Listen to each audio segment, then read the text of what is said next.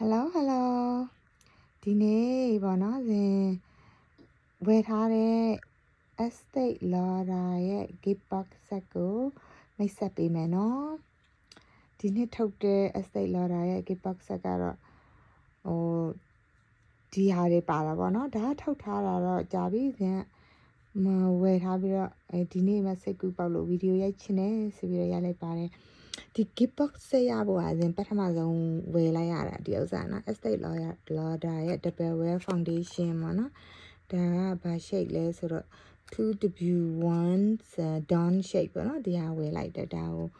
$50လား50နှစ်လားမသိပါဘူးဒီဟာဝယ်ပြီးတော့ဒီ box set ကို$90လား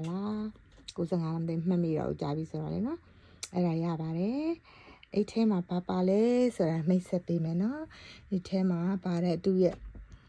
the main thing ကဒီဥစ္စာနော် Advanced Night Repair Serum ပေါ့ဒီတဘူးရဲ့တန်ဖိုးနဲ့တင်ဒီတစ်ဆက်လုံးရဲ့တန်ဖိုးနဲ့ညီမျှတာပေါ့နော်ပိုအဲ့ဒါအခုကပြီးတော့ဒါက eye serum Advanced Night Repair ရဲ့ eye serum ဖြစ်မယ်ဒါကမျက်နှာတက်တဲ့ဆေးရည်ပါပြီးတော့ဒါက lip gloss ဒီရောင်ကနည်းနည်းလေးပန်းခင်းပန်းနုလိုမျိုးဒါဆိုရမ်းကြိုက်တဲ့အရာပြီးတော့ဒီထဲမှာပါတဲ့ဒီ Estate Lauder ရဲ့ the night time မှာလိမ့်တဲ့ moisturizer night or day you can wear it anytime and then ဒီဟာအရင်ကောင်းတယ်နော်ဒီဟာသူ creamy ပြီးတော့အရင်မွေးပြီးတော့လေမွေးတာထက်ကိုသုံးရတာအရင်စင်ပြေတယ်ဒီဥစားပြီးတော့ဒါသူ့ oh my god ဒါသူ့ရဲ့ eye shadow ရဲ့အရောင်ပေါ့နော်သူ့အရောင်တွေကနှစ်ရောင်လောက်တော့သုံးလို့ရမယ်ထင်တယ်ဒီထဲမှာတော်တော်များများကတော့ကိုမသုံးတဲ့အရောင်တွေဆိုတော့တိတ်တော့အသုံးမဝင်ပါဘူးဒီဥစ္စာကဒါ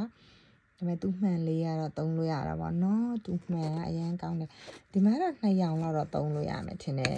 ဒီဥစ္စာပြီးတော့ lipstick လေးပြပေးမယ်ဒီမှာ lipstick ကဒီဖဲပြားပုံစံသူလောက်ထားတယ်ဒီနှစ်ကနော်ဒါအနီရောင်ပါဒါ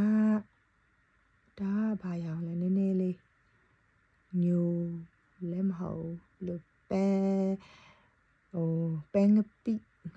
လိုမျိုးပန်းငပိလားအဲ့လိုမျိုးအရောင်နော်ပြီးတော့ဒါ gloss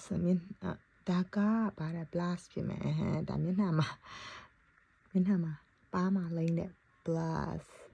အရောင်ကဒီမှာစင်ပြရင်ဘယ်လိုရောင်ဖြစ်နေလဲမသိဘူးအဲ့လိုမျိုးဟုတ်သူပုံထဲမှာကြည့်ရင်အရောင်ကပိုရှင်းမယ်ထင်တယ်နော်ဒါ